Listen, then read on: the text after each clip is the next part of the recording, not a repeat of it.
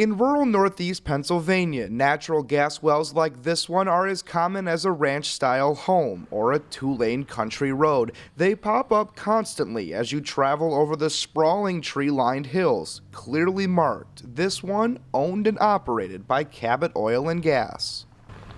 Cabot, along with Halliburton and other drilling companies, descended on Pennsylvania in the middle to late 2000s to tap into the Marcellus Shale. The companies use a process called hydraulic fracturing, or fracking, which is a process of pumping water, sand, and chemicals into the ground to break up the shale and extract the gas. Just outside Scranton is Dimock, Pennsylvania, and it's become somewhat of a ground zero for fracking. Residents here say that as soon as the gas industry moved in a few years ago, they started noticing changes to their water. Shortly right after the drilling and the fracking went on, all the water in Dimock started changing. Now see, originally when they did this, they put this one in, which is the same size as this one here, okay? Raymond Kemble lives in Dimock, directly across the street from a drill site. He's been unable to use his tap water for years, instead reverting to tapping into external water sources that can then be stored in tanks outside his house.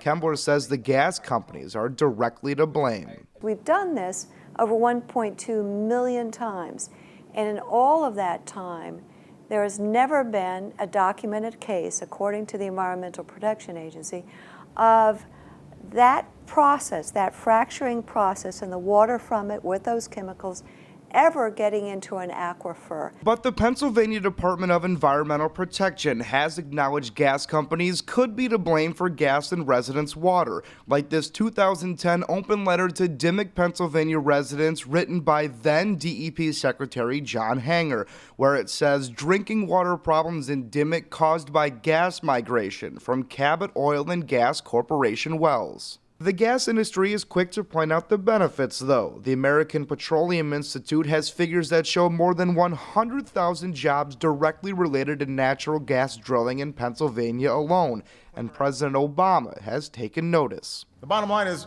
natural gas is creating jobs. It's lowering many families' heat and power bills.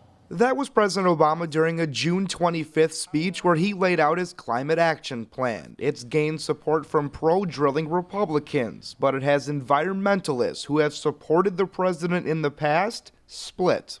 Certainly, we'd like to see President Obama recognizing that despite what the industry has claimed, natural gas is not an alternative fuel. Christine Griffin is Smithfield, Pennsylvania Township Supervisor, a registered Democrat and someone who is heavily against fracking. She says the only acceptable thing to do right now is to implement a statewide moratorium. If that resource is going to be exploited, we want to see it being really tightly managed. And thus far, it's not. And they haven't proved that there is a way to do it. Our abundant natural resources are a blessing. The Congressional Natural Gas Caucus held a field hearing in Williamsport, Pennsylvania last week, where pro-drilling members discussed the benefits of fracking.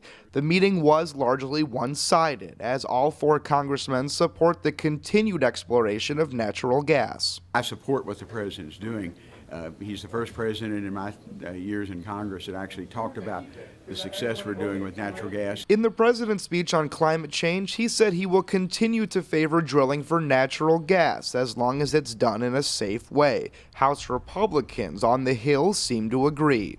And I've been a strong advocate of properly and safely developing this natural resource because it is a game changer. A game changer that easily shows economic benefits, but it'll take more than new jobs for environmentalists and residents like Raymond Kembler to get behind this natural gas. For WashingtonExaminer.com, I'm Steve Doty.